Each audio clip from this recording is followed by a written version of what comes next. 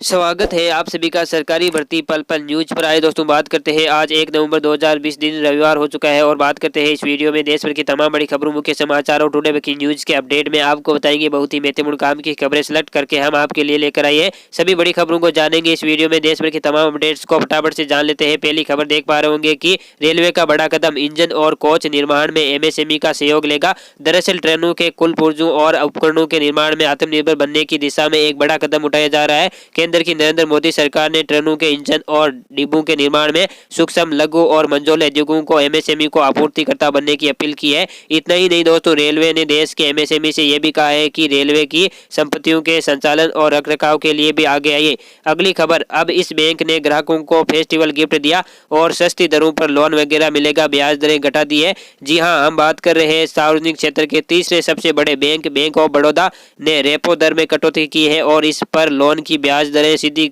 Cut चुकी है।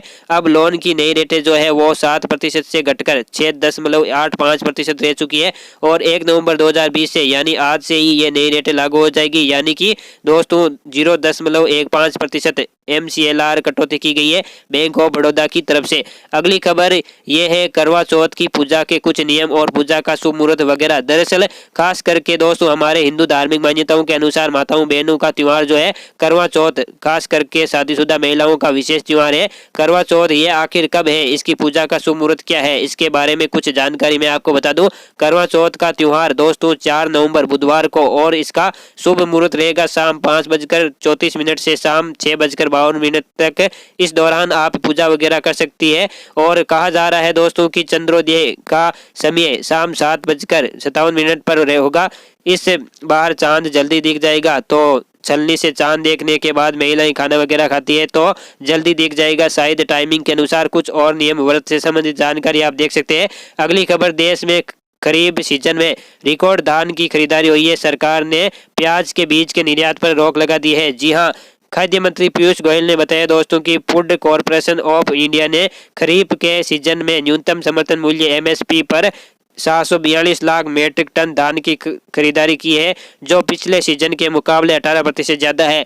अगली खबर, केंद्र सरकार करेगी तमिलनाडु में जल जीवन मिशन के क्रियान्वयन की समीक्षा, करोड़ों रुपए आवंटित किए गए हैं इसके लिए। जी हां, आपको बता दूं केंद्र सरकार तमिलनाडु में चल रहे जल जीवन मिशन की क्रियान्वयन की समीक्षा करेंगे। जल शक्ति मंत्रालय ने शनिवार को कहा कि राज्य में इस योजना के तहत 1576 गांवों में किए गए कार्यों की समीक्षा की आवश्यकता है। यहाँ एक भी पानी का कनेक्शन न देने की बात सामने आ रही है। लगभग 126 लाख ग्रामीण परिवार है राज्य के अंदर, जिनमें से 98 लाख घरों में पानी का कनेक्शन उपलब्ध नहीं कराया गया। तो सरकार अब सख्ती से कुल मिलाकर के इस काम को अंजाम देने की तैयारी में है। इसके लिए करोड़ों रुपये का बजट भी जारी हो चुका है। अगली खबर, पेटीएम कंपनी ने 211 टोल प्लाजा पर लॉन्च की ऑटोमेटिक पेमेंट सुविधा। आपको इससे क्या फायदा होगा, मैं आपको बता दूं कि डिजिटल पेमेंट ऐप पेटीएम के पेटीएम पेमेंट बैंक लिमिटेड ने लगभग 211 टोल प्लाजा पर अपनी ऑटोमेटिक कैशलेस पेमेंट सुविधा का ऐलान कर दिया है। ऐसा करके बैंक राष्ट्रीय इलेक्ट्रॉनिक टोल कनेक्शन प्रोग्राम के तहत सबसे ज्यादा उगाही करने वाली कंपनी बन गई है। अगली खबर, पीएम मोदी ने देश की पहली सी प्लेन सेवा को हरी झंडी दिखाकर और कहा कि करोड़ों सियासतों और राज्य रजवाड़ों को एक करके आज के हिंदुस्तान का स्वरूप दिया गया। जी हां, आपको बता दूं कल ही भारत के प्रधानमंत्री नरेंद्र मोदी जी ने भारत के लौह पुरुष सरदार वल्लभ भाई पटेल जी की, जो 31 अक्टूबर को उनकी 145वीं जयंती थी, इस दौरान पूरे देश ने सरदार वल्लभ भाई पटेल जी की जयंती को राष्ट्रीय एकता दिवस के रूप में मनाया। और इस मौके पर पीएम मोदी ने ट्वीट करके सरदार वल्लभ भाई जी को श्रद्धांजलि भी दी। पीएम मोदी ने कहा दोस्तों की राष्ट्रीय एकता और अखंडता के अग्रदूत लौह पुरुष सरदार वल्लभ भाई पटेल जी को उनके जन्म जयंती पर विनम्र श्रद्धांजलि। इसके बाद पीएम मोदी ने गुजरात के केवड़िया में स्टैच्यू ऑफ यूनिटी में सरदार वल्लभ भाई पटेल जी की जयंती पर उन्हें श्रद्धांजलि देते हुए सी प्लेन का भी उद्घाटन किया। उन्होंने सी प्लेन के से केवड़िया से लेकर अहमदाबाद तक सफर किया। विमान पर सवार होने से पहले उन्होंने यहां स्थित जल हवाई अड्डे पर अधिकारियों से बातचीत की और विमान के बारे में जानकारी भी ली।